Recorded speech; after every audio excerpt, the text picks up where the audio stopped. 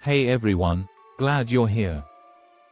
The Fed just cut interest rates for the first time in 9 months, now sitting around 4 to 4.25%. That may sound small, but it can ripple through your life, from your mortgage and credit cards to the savings in your bank account. On paper, lower rates mean cheaper borrowing. But in today's economy, the benefits aren't as clear as they used to be. Take mortgages. Even with this cut, 30-year rates are still above 6%. That's way higher than the 3% people locked in a few years ago. And since markets already priced in this move, don't expect your mortgage quote to suddenly drop overnight. For refinancing, most people need at least a half-point difference to make it worth it. Right now, that gap just isn't there. Credit cards. Same story. Average APRs are around 20%. Even after this cut, most cardholders won't see any real relief. If you're carrying balances, the best strategy isn't waiting for the Fed, it's paying down that debt as fast as you can. Savings accounts are another area to watch. High-yield accounts that paid over 5% are already slipping closer to 4.3 to 4.6%. If cuts keep coming, those returns will keep sliding. The easy days of risk-free cash earning big yields may be fading.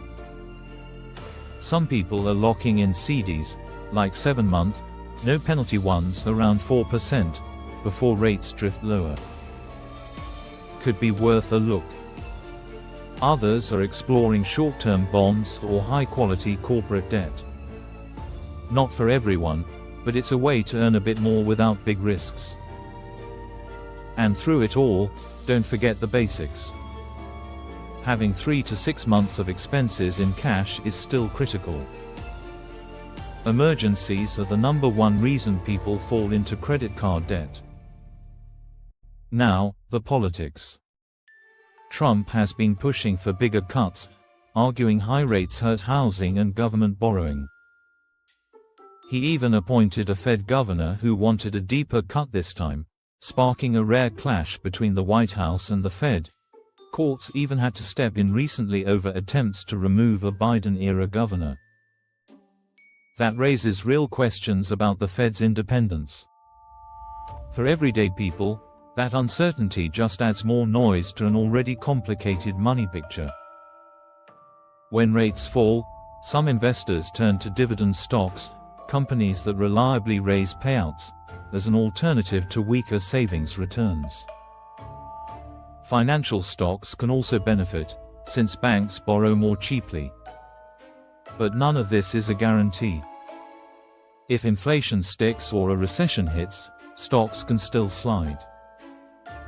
Rate cuts aren't magic, they're signals. And that's the hidden lesson here: cuts don't fix your bills overnight.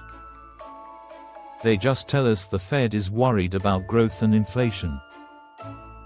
So the best strategy: pay down expensive debt, lock in savings deals while they last, and stay flexible with your investments.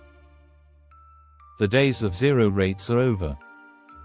We're in a middle zone now, so building resilience matters more than waiting for the Fed to save you. What do you think? Will this cut actually change your finances, or does it feel like background noise? Drop your thoughts in the comments. And if you found this breakdown helpful, make sure to subscribe, like, and share this video. It helps grow our community so we can all make smarter money choices together. Thanks for watching, and I'll see you next time.